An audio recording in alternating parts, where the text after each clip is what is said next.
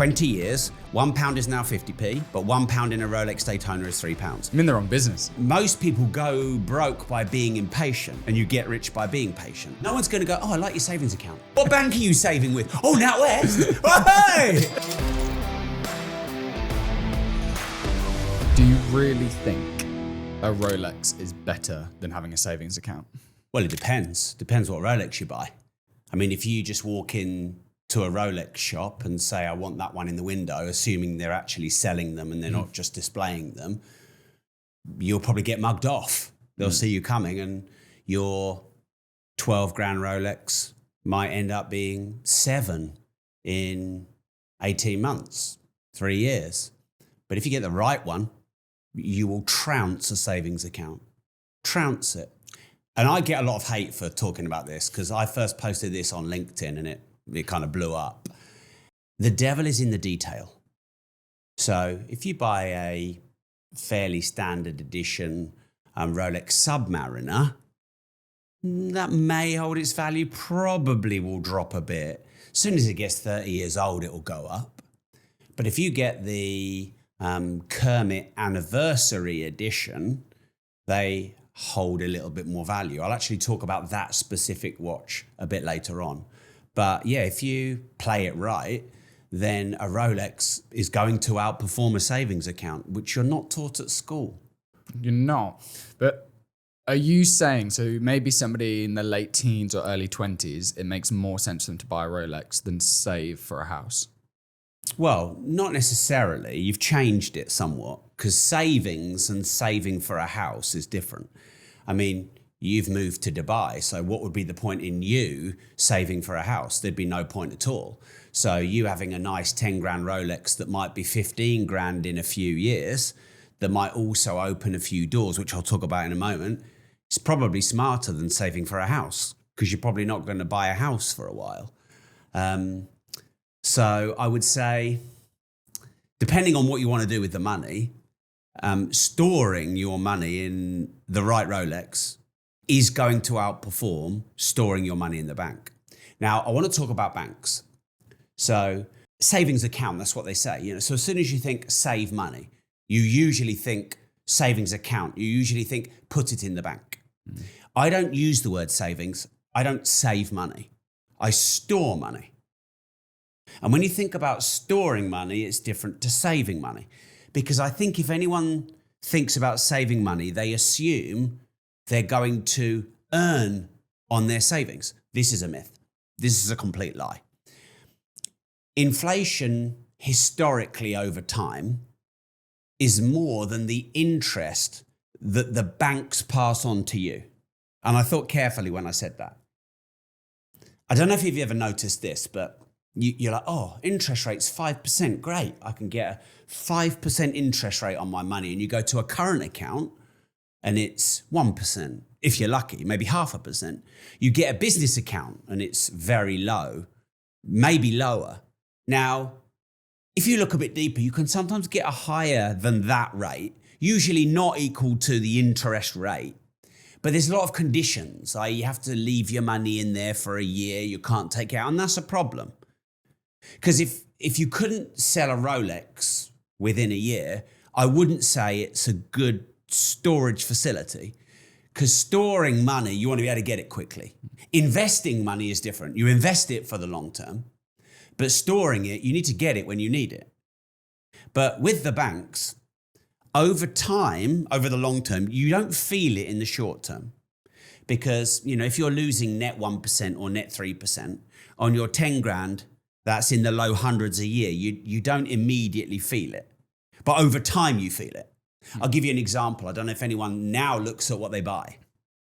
But now it feels really expensive. And it's like you woke up and it was really expensive.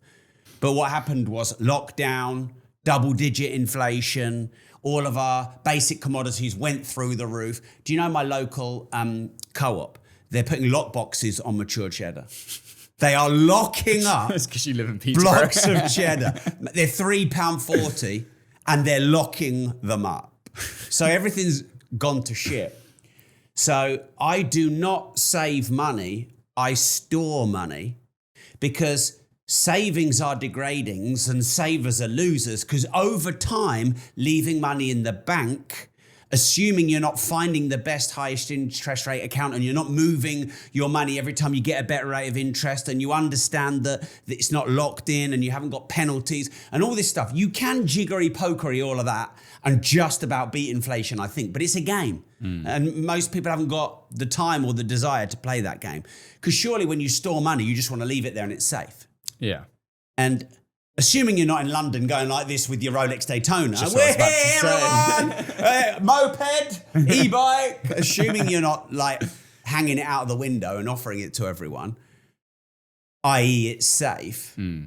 Well, you've done some price research, but I'll just tell you about the Kermit and then we can go into the Daytona.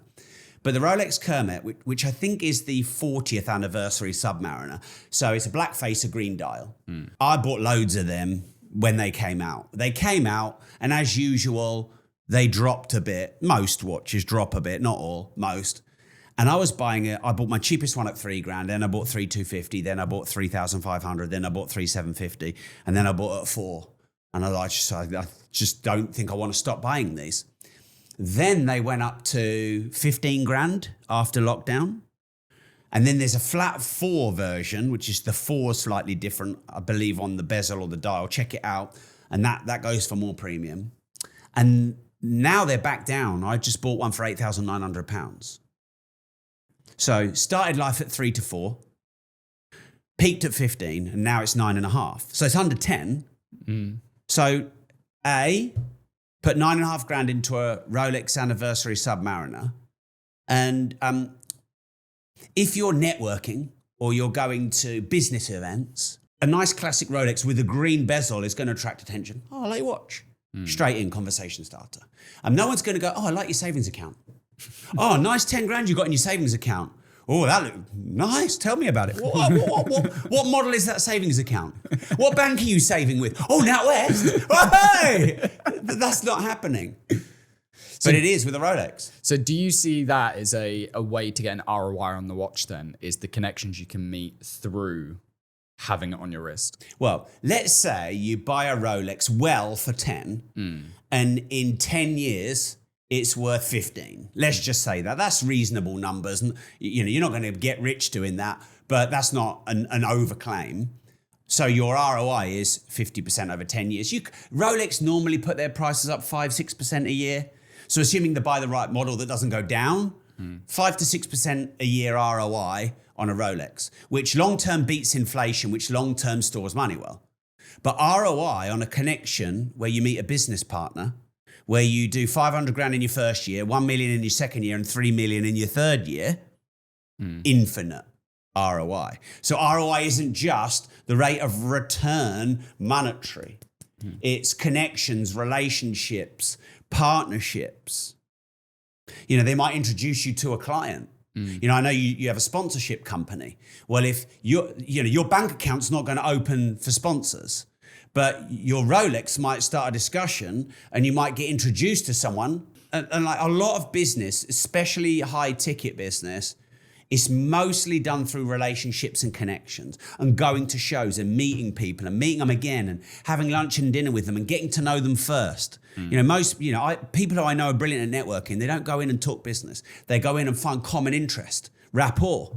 Well, a Rolex Daytona, nice watch, is a common interest. Not for everyone. Some people are going to watching this, their 42-year-old mum with 3 kids. What's the point of me having a Rolex? Well, actually, there is a point. But I get that might not be the conversation of 42-year-old mums.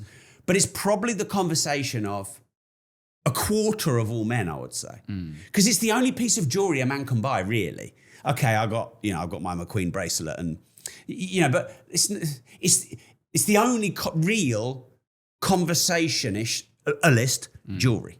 Well, here you go. I'll double your female audience. Okay. There's basically the same price for a Birkin bag. And that's outperformed the S&P 500 for like the last 5 years. What, a Birkin has? Yeah. Can you still get Birkins for 10 now? I saw somebody the other day said they got one for about 7. Right. Yeah, out here. That might be a bit different. Yeah. So I'm always a fan of waiting a bit longer, spending a bit more, but knowing that the thing that you've bought will appreciate. Because long term, you make more money or you lose less. So the alternative to a Rolex, someone might think, oh, I haven't got 10 for a Rolex yet. I'll get in at 5 with an Omega or a Breitling. Now, if you love a watch, you love a watch. Like, life's short. If you love it, well, don't go broke trying to look rich. But if you love it, you love it. But you buy a $5,000 Breitling, it'll be $3,000 as soon as you walk out of the the shop, and it'll end up being $2,000 unless there's very rare models. Same with Omega, very rare old models. But you have to know what you're doing there.